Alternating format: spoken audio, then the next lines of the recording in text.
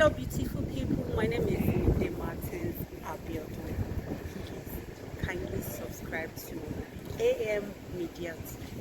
Thank you very much. I love you. Now, we talk about birthdays and talk about happiness. I remember a few weeks ago someone asked me, "Are you happy?" And I said, "I hope not." And he was surprised. The truth is, nobody who is a leader in northern Nigeria today can afford to be happy. You can't be happy with 87% of the poverty in Nigeria being in the north. You can't be happy with millions of northern children out of school. You can't be happy with 9 states in the north contributing almost 50% of the entire malnutrition burden in the country. You can't be happy with the drug problem. You can't be happy with the Boko Haram problem. You can't be happy with political thuggery. You can't be happy with all the issues, the Almajiri problem that we have. So when we wish Nasir a happy birthday, we do not want him to be happy as a leader. Because you are happy when you think you have reached a state of delivering and taking your people to where you want them to go. Now, because of the condition of northern Nigeria, it is almost cliche now to say, if you are seen as normal, if you're a governor in the north or a leader in the north, and if you are seen as normal in the sense that you continue to do what your predecessors have been doing the same thing which has been normalized, then there's something wrong with you. You are part of the problem. The real change in the north will come from the mavericks, those who are considered mad people, because you look around and you have to say, if this is the way we have been doing things, and this is where we have ended up, maybe we need to do things differently.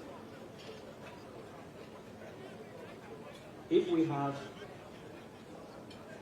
populated the government with middle-aged men, maybe we need to try younger people. Maybe we need to try women.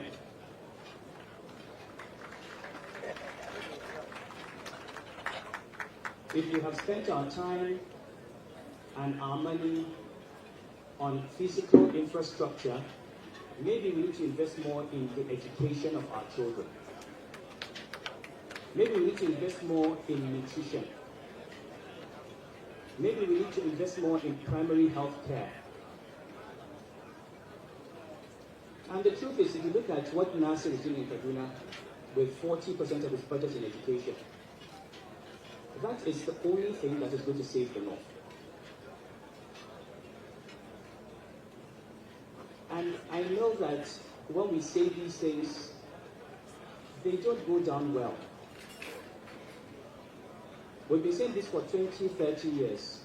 If the north does not change, the north will destroy itself. The country is moving on.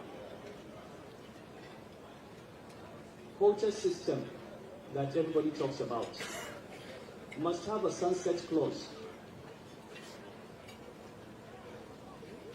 The reason people like Nasir stand up and they're nationalists is that you don't have any sense of inadequacy. You don't need to ride on being from Kaduna State or being from the north or being a Muslim to get a job. You go with your credentials, you go with your competence, you can compete with any Nigerian from anywhere. We need to get our northern youth to a point where they don't need to rely on being from a part of the country to get a job. And believe me, if we don't listen, there will be a day when there will be a constitutional amendment that addresses this issue of quota system and federal character. The rest of the country cannot be investing, educating its children, producing graduates, and then they watch us, they can't get jobs because they come from the wrong state, when we have not invested in the education of our own children. So as we celebrate Nasser at 60, we need to celebrate him as a public officer who is addressing the core problems of his constituency. It is education. It's girl-child education. It's women's rights. It's child begging, parental irresponsibility, demographic growth. It's managing a multicultural, multi-ethnic, multi-religious society and bringing them into one community where they are all citizens. And he's done a lot that we can learn from. So I am proud to count Nasser as one of my friends. I usually say that I have to keep him as a friend because he's the only person in Nigeria beside whom I am considered a moderate. You know, people usually go to people and say, talk to your friend, Sanusi, or talk to your friend, Emir. But people come to me and say, please talk to your friend, Nasser. Even 2 days ago, someone sent me to him with 2 messages. I delivered the first one, which I thought was nice and friendly and conciliatory. When I saw the reaction, I did not deliver the second one. I'm waiting for the right time to deliver it. I still not deliver that message. But you know, we just said about how much he's invested in his own development. He's not just a quantity surveyor, he's a lawyer, he's got master's degrees, he's got over 80 certificates from Harvard. And education is what makes the man. And one thing I can say, when I was telling someone who drove into this government house and he talked about how beautiful it was. I said, let me tell you something. If you take Nasser out of this government house today and put him in a 2-bedroom apartment, if he has light and his books, wallahi, it will not matter to him. There's no difference. And it's important that we realize that what we have, the positions that we hold, are transient. And they do not define us. Anybody can be called a governor. Anybody can be called an engineer. Anybody can be called a commissioner, a minister. At the end of the day, you owe it to yourself for the years that you are given that opportunity to know that God has given you a chance to do something, to leave a mark, and to impact people's lives. Now, those people today may not appreciate it, including the people you are helping. There's a story of Chief Obafemi Awolowo when he started free primary education. They demonstrated against it. The women came out naked. The fathers refused to pay taxes. You had to force them. All those people whose parents were complaining today are thankful. They are professors, they are doctors, they are engineers. What we say about Nasiru today will not matter. Some of us will say things because we're his friends. Some of us will say things because maybe we want favors from him. What will really matter is long after he's gone, when the history of Kaduna State is being taught in a classroom to children whom he has never met, what will they say about him and what he did? And that is what is true of each and every one of us. We have to think, not how the people around us, living with us, react to us. Each of us has to think, in the next 50 years, 100 years, when I am gone, when the history of this office is being written, what will it be said that I did? That is the most important thing, the legacy. So I pray for you that what you are building today remains a legacy that will be remembered after you. And my prayer for you is that you will impact the lives of people who you do not know, whom you have never met, in a manner that they will remember you forever. Of course, Nasser takes many risks. People have said you can't say someone is perfect. I said he has most of the qualities. There are two that I would like him to learn more of. One quality is diplomacy. I know it sounds rich coming from me, but I can actually advise Nasser on being diplomatic today. That is a good thing. He's the one person I can advise on being more diplomatic. The other is more patience with people. Because as we grow older, we realize that not everybody will be at our level.